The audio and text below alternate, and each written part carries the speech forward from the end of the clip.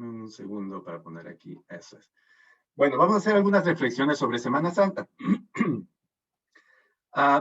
Como tenemos cortito el tiempo, lo que queremos hacer es meditar estos días de Semana Santa a la vista de cómo lo vería un judío. Así que es como ustedes saben que el cristianismo nace del judaísmo, nuestras raíces, nuestros padres, nuestros hermanos mayores son los judíos. Entonces, ¿cómo miran ellos los relatos del Evangelio, ¿no? Desde la perspectiva judía. Yo he puesto ahí, vamos a ponernos unos lentes especiales para ver las cosas como lo verían ellos. Esa es la primera cosa. Luego vamos a mirar qué hizo nuestro Señor, aunque sea rápidamente, porque solo tenemos un poquito más de media hora, lo que hizo en cada día de Semana Santa. Vamos a meditar lo que hizo y luego vamos a ver por qué lo hizo. Siempre desde el punto de vista de un judío. Acuérdense que Mateo, que es el evangelio que vamos a meditar hoy, Mateo el autor es judío y por lo tanto él escribió para judíos y él conocía la ley y los judíos conocían la ley. Entonces todo lo que el Señor hizo en Semana Santa tiene gran importancia para ellos, tiene una significación muy grande.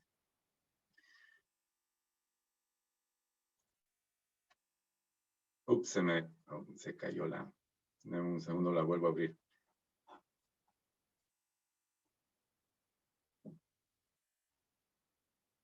Bueno.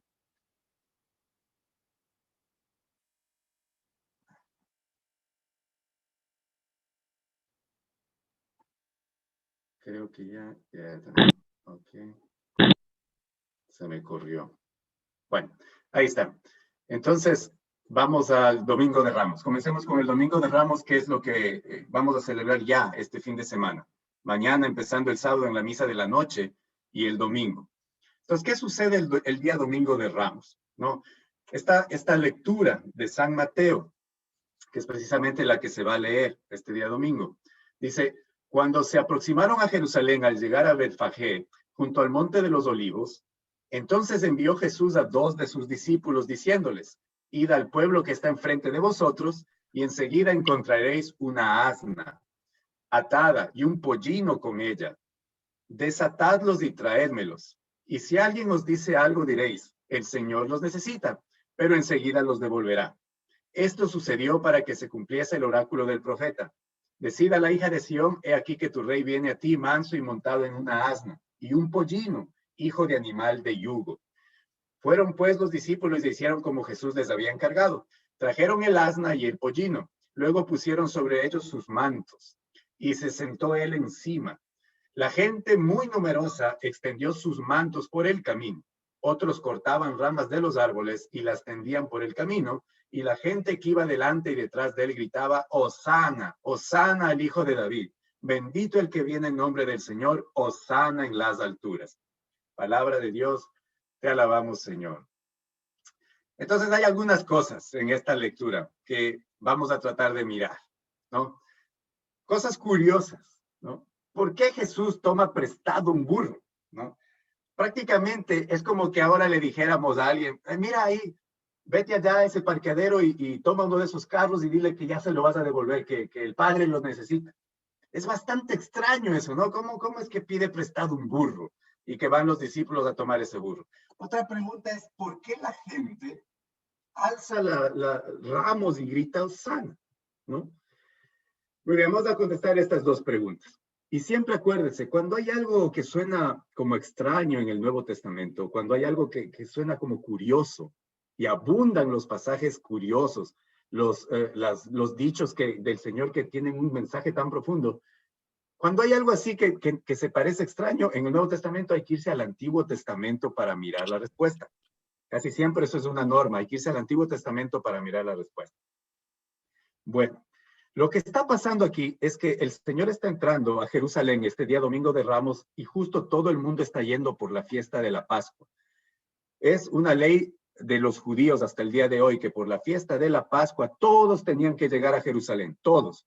Por lo tanto, estaba un gentío tremendo entrando a una ciudad que no es tan grande, más bien es relativamente pequeña, y estaba entrando ahí 1.000.000 o 1.200.000 personas. Entonces la ciudad estaba llena. Y el Señor va entrando. Y ahora, ¿por qué entra en un burro? ¿Por qué tenía él que entrar en un burro? Miren, la cita que dice San Mateo que se cumple es la profecía de Zacarías. En el libro del Antiguo Testamento, en Zacarías capítulo 9, dice esa profecía, dice, salta llena de gozo, oh hija de Sión, lanza gritos de alegría, hija de Jerusalén, pues tu rey, viene hacia ti, santo y victorioso, humilde, y va montado sobre un burro, sobre el hijo pequeño de una burra. Palabra de Dios, te alabamos, Señor. Hay que acordarse que los judíos se sabían estas lecturas de memoria. Los judíos se saben, hasta ahora, se saben toda la ley de memoria.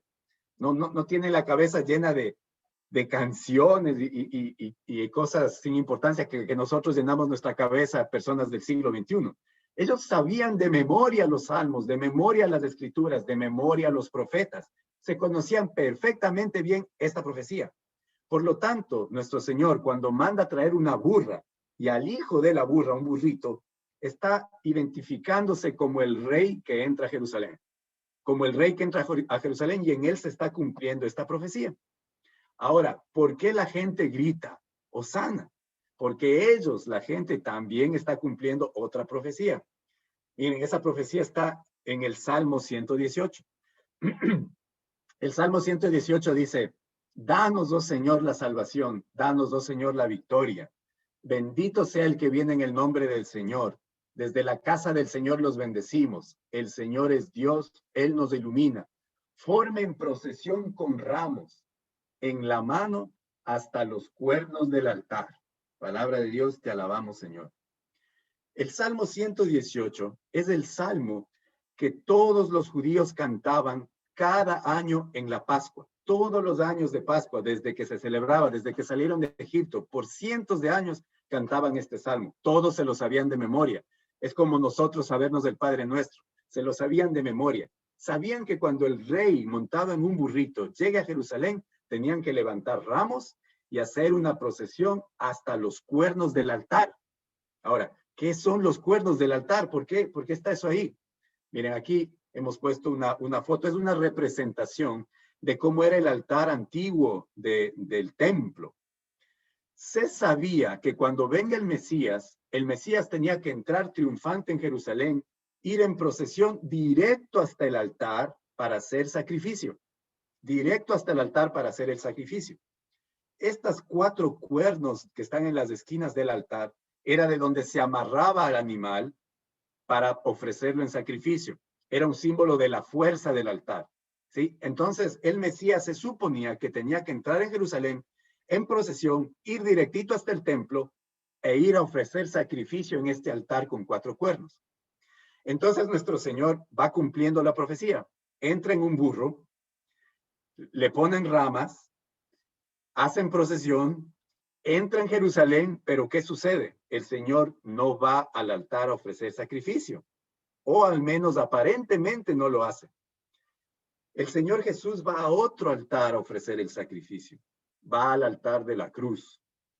En la cruz es donde Él, que es el nuevo rey, el nuevo profeta, el nuevo Mesías, no prometido, el Salvador del mundo, es en la cruz que Él va a ofrecer el sacrificio. Y la cruz también tiene 4 cuernos, o como dice la traducción, la palabra exacta es 4 espinas. La cruz tiene 4 clavos. Miren, tiene un clavo a los pies del Señor, tiene otro clavo en la mano derecha, otro clavo en la mano izquierda y un clavo en el letrero que le pusieron arriba de la cabeza. Por lo tanto, el Señor va al altar con 4 cuernos, como tenía que ser, como ofrecía, como decía el Salmo 118, que tenía que cumplir la profecía. Por lo tanto, el Señor cumple a la precisión la profecía del Antiguo Testamento. Además, ¿no? Ellos mismos están cumpliendo la profecía del Antiguo Testamento porque gritan Hosana. Y Hosana significa sálvanos. Hosana significa sálvanos. Lo que le están diciendo es a Jesús, le reconocen Mesías y le dicen sálvanos. Por eso gritan Hosana, Hosana. Bendito el que viene en el nombre del Señor, Hosana en el cielo. Que es lo que nosotros repetimos en todas las misas. Todas las misas decimos exactamente lo mismo. Es decir, estamos declarando la misión mesiánica del Señor y su realeza como rey. Cada misa estamos nosotros declarando eso, ¿no? Hosana en el cielo, el nombre del Señor. Y ya sabemos ahora, Hosana significa sálvanos. Cuando este domingo gritemos Hosana, Hosana en la canción de entrada para empezar el Domingo de Ramos, acordémonos que Hosana significa sálvanos. Bueno, eso es lo que sucede a grandes rasgos del día Domingo de Ramos. Siempre a los ojos de los judíos, porque los judíos se sabían la profecía de Zacarías, saben el Salmo 118, saben lo que significaba si alguien entraba en un burro y por lo tanto, como lo saben, levantan ramas y hacen procesión al nuevo rey. Bueno, eso lo sabemos bastante bien. Ahora, ¿qué pasó el lunes santo? El lunes santo. Entonces, el lunes santo, la Sagrada Escritura nos dice que el Señor maldice a la higuera.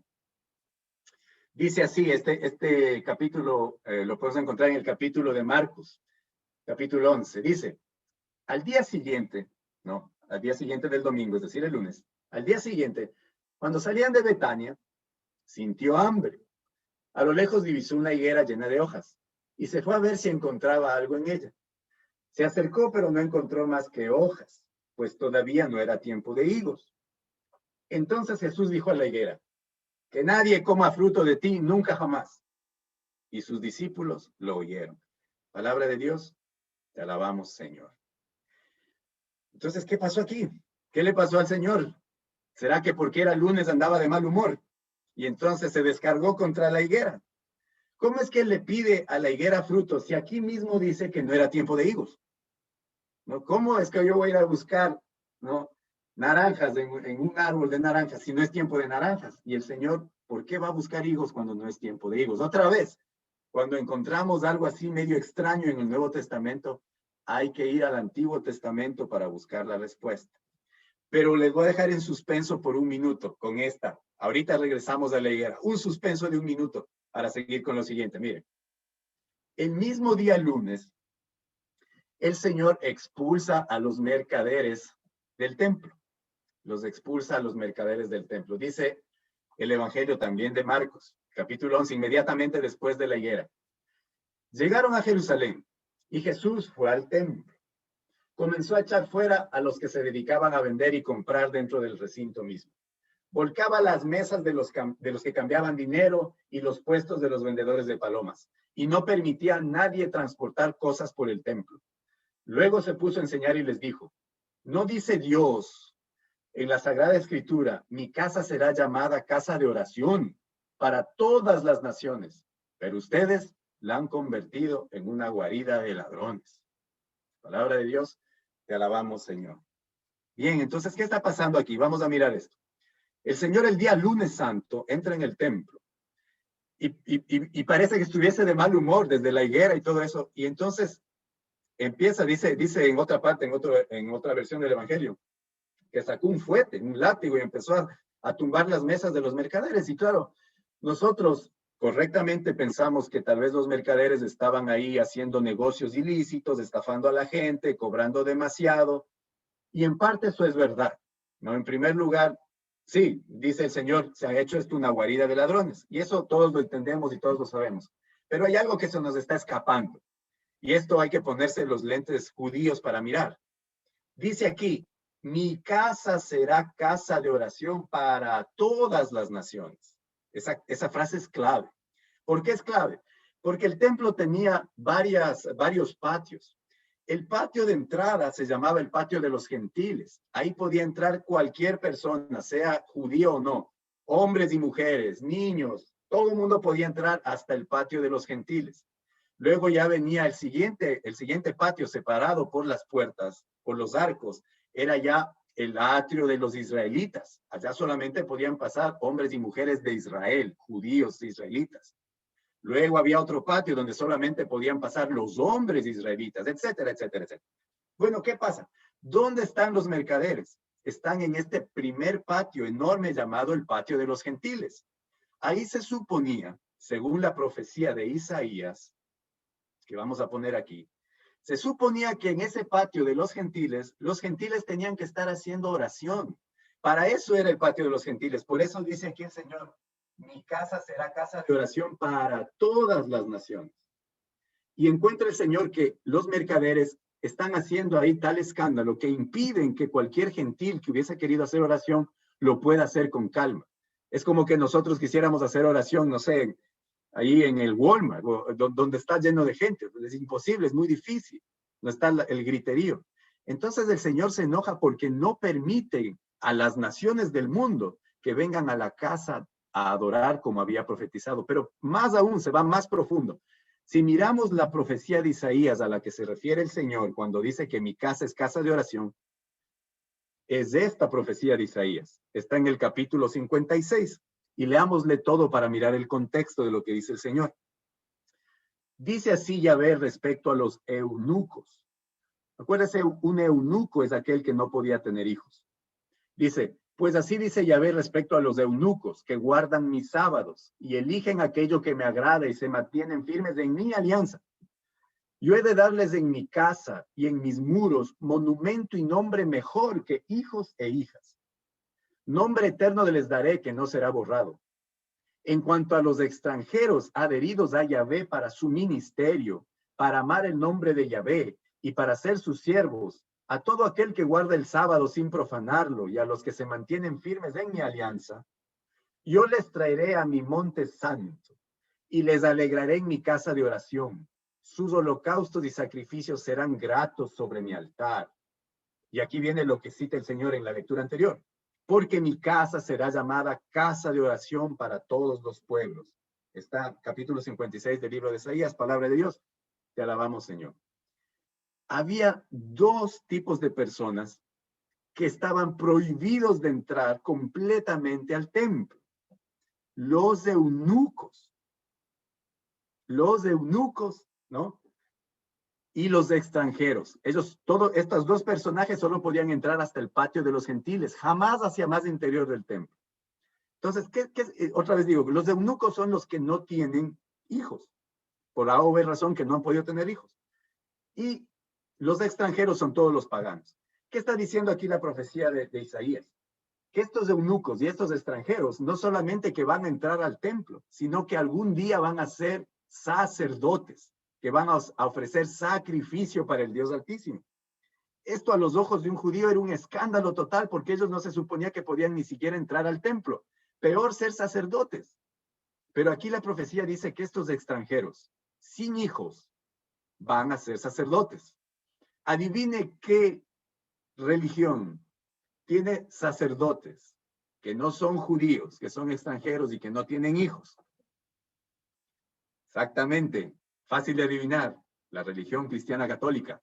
La religión cristiana católica, porque aquí el Señor está, al sacar a los mercaderes del templo, lo que está haciendo es anunciando un nuevo templo y un nuevo sacerdocio, el sacerdocio de los extranjeros sin hijos. El sacerdocio de los extranjeros sin hijos. Al sacar a los mercaderes del templo, no solo está anunciando que el templo y este Dios es un Dios para todas las naciones, sino que aquellos que están excluidos completamente del templo algún día van a ser sus sacerdotes. El nuevo sacerdocio. Bueno, y ahora sí, no me he olvidado de la higuera, pero lo que sucede es esto, que en el día martes santo vemos esta lectura. Dice, cada día salían de la ciudad al anochecer. Parece que el Señor y sus discípulos estaban en Jerusalén, pero se iban a dormir a Betania, seguramente a la casa de Lázaro, su amigo, pero dormían fuera de Jerusalén.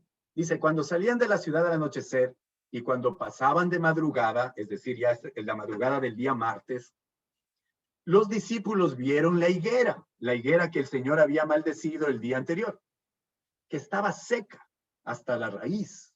Pedro se acordó y le dijo a Jesús, Maestro, mira la higuera que maldijiste, se ha secado. Jesús respondió, tengan fe en Dios. Palabra de Dios, te alabamos, Señor. Más raro todavía, se pone más raro el asunto este de la higuera, porque el Señor primero busca higos cuando no es tiempo de higos, y luego cuando le dice, mira, está seca, el Señor le responde, tengan fe en Dios. ¿Qué es lo que está pasando? Ahora otra vez, para entender el Nuevo Testamento tenemos que irnos al Antiguo Testamento. Y en el Antiguo Testamento solo hay una vez en el que se menciona una higuera, un árbol de higos. ¿Quién adivina cuándo? En el libro del Génesis. En el libro del Génesis, en el jardín del Edén. Es la única vez que se menciona una higuera en el Antiguo Testamento. Vamos a mirar la lectura. En el libro del Génesis capítulo 3, cuando comen del fruto prohibido del árbol del bien y del mal. Dice, y como viese la mujer que el árbol era bueno para comer, apetecible a la vista y excelente para lograr sabiduría, tomó de su fruto y comió, y dio también a su marido, que igualmente comió. Entonces se los abrieron a entrambos los ojos, y se dieron cuenta de que estaban desnudos. Y cosiendo hojas de higuera, se hicieron unos ceñidores. Palabra de Dios, te alabamos, Señor. Hicieron unos ceñidores, unos taparrabos con hojas de higuera. Ahora bien, esta es la única vez que una higuera se nombra en el Antiguo Testamento. Y de hecho es el único árbol que se nombra así con el nombre propio que está en el Edén, la higuera, ¿no? Y entonces no sé si usted ha visto un árbol de higuera, una mata de higuera. Las hojas de higuera son picosas, pican. Entonces no es la hoja ideal para hacerse ropa interior. Le aseguro que no es la hoja ideal. Entonces, ¿por qué la Sagrada Escritura dice que se hicieron unos taparrabos con las hojas de higuera? Hay una tradición antigua judía, por eso digo, hay que verlo con los ojos judíos, ¿no? Que dice que el árbol del bien y del mal en realidad era una higuera. El árbol este del que comen el fruto era una higuera. Todos pensamos que es una manzana, pero en la Biblia no dice en ninguna parte que el fruto era una manzana. Eso es lo que nos han mostrado en Hollywood y en las películas. No, pero no es una manzana. La tradición judía cree que el árbol del bien y del mal en realidad el fruto era higo y lo que comieron era un higo. Entonces, ahora sí, vamos a tratar de entender qué está haciendo el Señor cuando maldice la higuera. Voy a volver a poner aquí la cita que habíamos visto en el día lunes. Le dice, entonces dijo Jesús a la higuera, que nadie coma de tu fruto nunca jamás. ¿Por qué? Porque es el fruto prohibido, porque el Señor está deshaciendo lo que hizo Adán y Eva. Él es el nuevo Adán y viene a deshacer lo que hizo mal Adán y Eva. Ellos comieron de esta higuera, comieron de este fruto. El Señor dice, nadie más coma de este fruto, porque yo soy el nuevo Adán y vengo a hacer las cosas nuevas. Por eso maldice la higuera el Señor. No porque estaba de mal genio, ni porque no sabía que no era tiempo de higos. Hace referencia a la higuera del Antiguo Testamento, a la caída, a la desobediencia. Y dice, yo vengo a hacer las cosas nuevas. Vengo a rehacer lo que se había deshecho. Bueno, sigamos a ver si, no sé hasta dónde avancemos, que se nos queda cortísimo el tiempo. Miércoles Santo, ¿no? Entonces eso es lo que pasó. Domingo de Ramos, lunes Santo, martes Santo. ¿Qué dice la Sagrada Escritura acerca del miércoles Santo? El miércoles Santo es cuando sucede la conspiración para atrapar y matar al Señor. ¿Sí? ¿No? En este día Judas le traiciona al Señor, ¿no? Porque los sacerdotes y fariseos querían matarlo y conspiran para atraparlo. Y como la gente estaba en Jerusalén por la Pascua, había demasiado público y Jesús era famoso. Si lo hacían en público, la gente se iba a sublevar y les iban a ganar en número y iban a salvar al Señor. Por lo tanto, tienen que atraparlo en secreto. Por lo tanto, tienen que meterse, conspirar, tratar de meterse al grupo íntimo del Señor para saber por dónde va a andar, para agarrarlo de noche donde esté durmiendo. Por eso, ¿no? Consiguen a Judas. Judas, que dice aquí la Sagrada Escritura, traiciona al Señor. Dice, y sucedió que cuando acabó Jesús todos estos discursos, no van a ser los discursos de las 10 vírgenes y de su segunda venida, etcétera. Dijo a sus discípulos, ya sabéis que dentro de 2 días es la Pascua. 2 días, por eso es miércoles, ¿no? Porque jueves y viernes, la Pascua va a ser el viernes. Estamos en el miércoles, por eso sabemos que es el día miércoles santo. El Hijo del Hombre va a ser entregado para ser crucificado. Enseguida dice más adelante en el mismo capítulo 26. Entonces uno de los 12, llamado Judas Iscariote, fue donde los sumos sacerdotes y les dijo, ¿qué queréis darme? Y yo os lo entregaré. Ellos le asignaron 30 monedas de plata y desde ese momento andaba buscando una oportunidad para entregar. Palabra de Dios, te alabamos, Señor. Ahora, ¿por qué Judas hace esto? ¿Por qué Judas traiciona a su maestro? Hay muchas especulaciones, pero la Sagrada Escritura solo nos da una razón y está en el Evangelio de San Juan. Juan dice que él le vio una vez a Judas robándose el dinero porque Judas era el tesorero del grupo. Juan en el capítulo 12 nos dice que una vez vio a Judas robándose la plata del grupo. Judas era ambicioso, Judas le gustaba el dinero. La única razón que se puede percibir es por ambición, por la plata. Judas traiciona a su Señor por el dinero. Y ahora, ¿por qué 30 monedas? ¿Qué tiene que ver 30 monedas? Porque en el libro del Éxodo, en el capítulo 21, se dice que para liberar a un esclavo hay que comprarlo por 30 monedas de plata. Entonces Judas está comprando al Señor por el precio que se compraba a un esclavo. Así de barato lo compra, así de barato lo traiciona, por el precio que se compraba un esclavo. Y además, en el Antiguo Testamento, hay otra persona que es traicionada por sus hermanos y vendido por monedas de plata. Esa persona es José, el último de los 12 hermanos, ¿no? Hijos de Jacob. A José lo vende su hermano Judá. Lo vende su hermano Judá por 20 monedas de plata. Y ahora, acuérdense, el nombre de Judas, ¿no? En hebreo es Judá. Es decir, a José en el Antiguo Testamento lo vende Judá y al Señor en el Nuevo Testamento lo vende Judá, porque Judas y Judá es el mismo nombre en hebreo. Los venden por 30 monedas de plata al Señor y por 20 monedas de plata a José. ¿A quién se los venden? A los paganos. Se lo entregan en manos de paganos. Y así como José, si usted se acuerda de la historia, después llega a ser exaltado como el segundo en la tierra de Egipto y salva a sus hermanos que lo habían vendido del hambre y de la hambruna que había en toda la región. Asimismo, el Señor, vendido a los paganos, muere en la cruz, pero es exaltado a la gloria y salva a aquellos que, por los que ha sido sacrificado y que lo han entregado, ¿no? Es decir, el día miércoles santo a los ojos de los judíos se cumple en el Señor Jesucristo la profecía, la prefigura de José, traicionado, vendido, entregado a los paganos y luego salvador de la región y del mundo. Eso sucede el día miércoles santo. Y aquí ya entramos a la parte medular de la Semana Santa, que por supuesto tenemos apenas 8 minutos. Y no voy yo a hablar de lo que, de las copas y cómo se celebra. Aquí yo he puesto una recomendación. El año pasado, cuando empezamos esta cosa de la pandemia, hicimos algunas grabaciones. No, por supuesto, hay mucho material muy bueno en el internet, búsquelo. Esta grabación es una que hicimos, búsquela, está en YouTube. Si la busca como Pascua 2020, preparación al tríodo pascual, lo va a encontrar. Esa exposición dura como 1 hora y entonces ahí hablamos a fondo de lo que es el tríodo pascual, jueves, viernes y sábado de gloria. Ahora vamos a mirar solamente ciertos detalles como judíos mirando al jueves santo, mirando al viernes santo, no en estos pocos minutos que tenemos. Dice en Lucas 22 que cuando llegó el día de los ácimos, es decir, la fiesta de la Pascua, en el que se había de sacrificar el cordero de Pascua y envió a Pedro y Juan diciendo, envió a Pedro y a Juan el Señor diciendo, id a preparar la Pascua para que comamos. Ellos le dijeron, ¿dónde quieres que la preparemos? Él les dijo, cuando entren a la ciudad, os saldrá al paso un hombre llevando un cántaro de agua.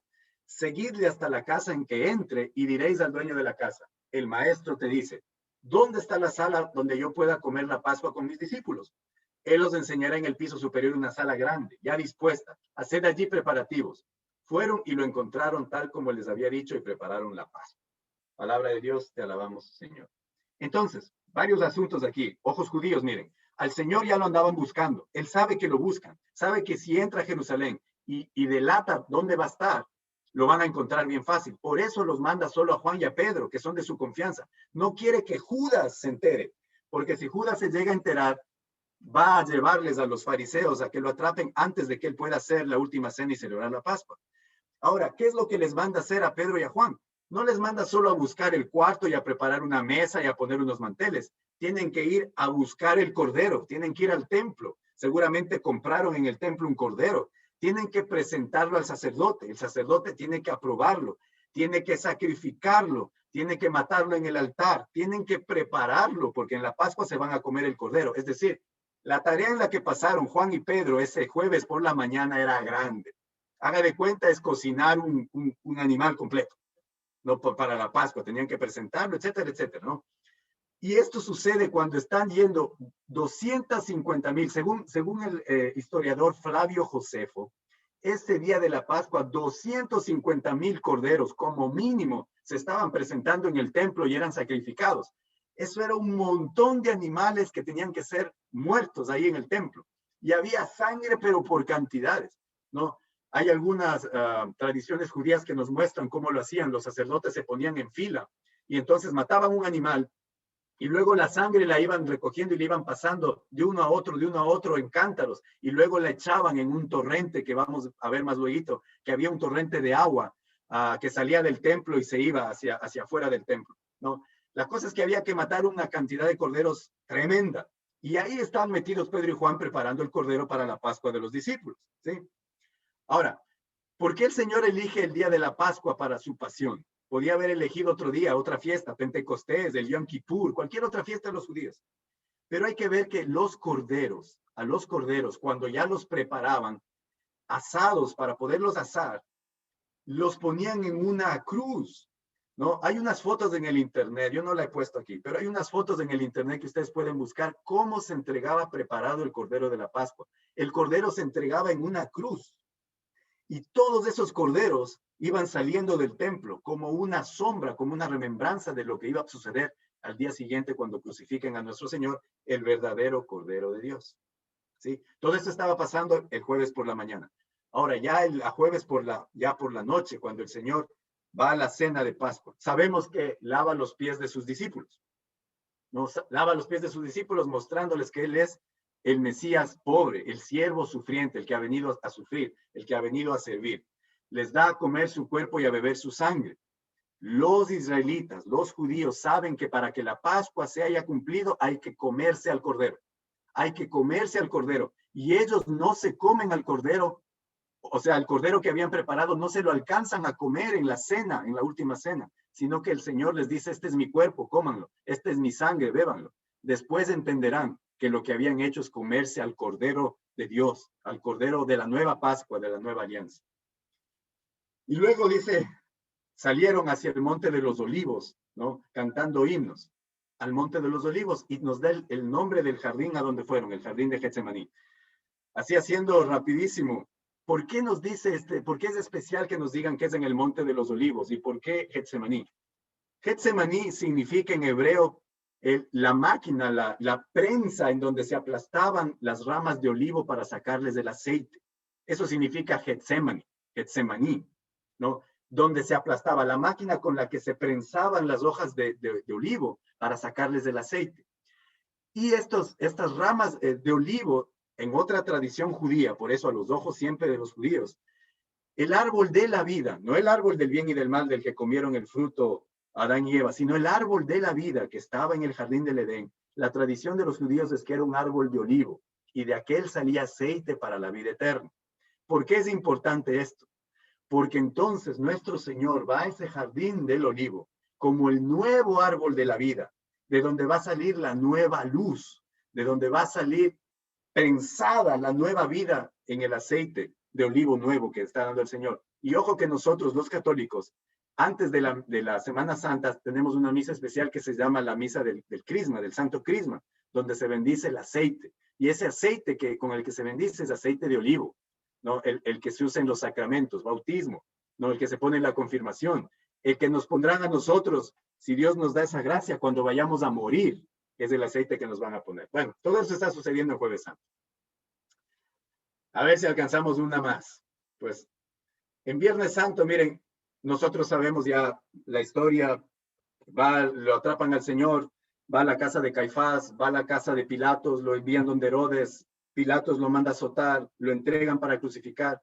Yo solamente quiero hacer énfasis en la frase que nos dice San Juan en su evangelio. Nos dice que cuando estaba el Señor muerto, para asegurarse que había muerto, el soldado le atravesó su costado y de él salió sangre y agua. Eso dice en el evangelio, que del costado del Señor salió sangre y agua. Ahora, nuevamente, sangre y agua es lo que corría fuera del templo cuando la sangre de los corderos que estaban siendo sacrificados se mezclaba con el agua del torrente que pasaba junto al templo y salía fuera del templo para irse hacia el río. Todos los israelitas, todos los años que celebraban la Pascua, veían ese torrente de sangre y agua que salía del templo por el perdón de los pecados, por la Pascua.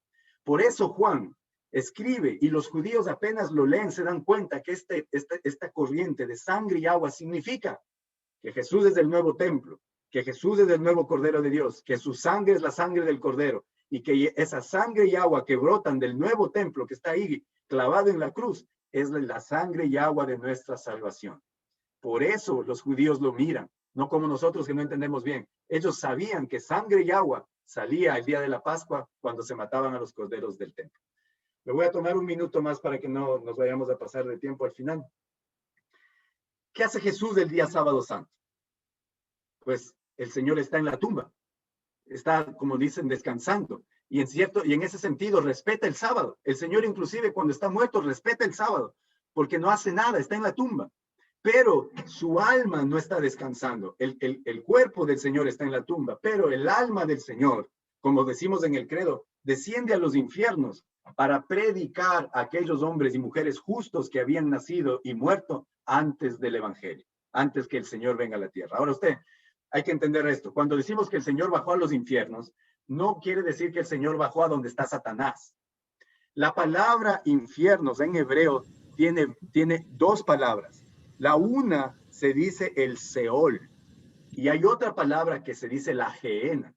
Ambas palabras para nosotros se dicen infierno, pero para ellos, los judíos, están bien diferenciadas. El Seol es donde descansaban los muertos justos, Abraham, Moisés, Jacob, Isaac.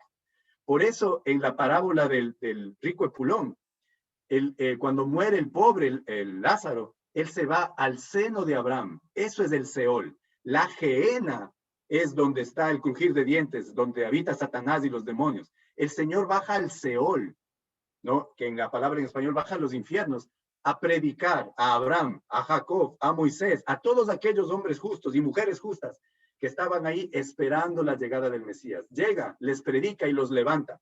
Lo que a él le tomó 3 años en la tierra, le toma una noche para bajar y rescatar a todos los que están en el Seol. Y luego sí, el domingo de resurrección, todos sabemos lo que sucede, ¿no? Se levanta el día domingo, que es el primer día de la semana. ¿Por qué el primer día de la semana? Nuevamente hay que irse al Antiguo Testamento. ¿Por qué el Señor no se levantó el lunes? ¿Por qué no se levantó el martes? ¿Por qué se levanta el domingo? Pues hay que mirar en el Antiguo Testamento. Porque Dios, en el primer día de la semana, creó el mundo, creó la luz. Por lo tanto, el Señor Jesús, en el primer día de la semana, crea la nueva creación, crea la nueva luz. Por lo tanto, el primer día donde Él resucita es la consumación del primer día donde Dios creó al mundo. Así el Señor Jesús en el primer día hace la nueva creación. Y por eso nosotros celebramos el primer día de la semana, el domingo, y no el sábado. Porque nuestro Señor se levanta el domingo y nosotros somos nuevas criaturas de la nueva creación. No criaturas viejas de la antigua creación, sino de la nueva. Por eso celebramos el día domingo. Bueno, yo creo que hasta ahí vamos a quedar un momentito. Si es que hay alguna pregunta, tratemos.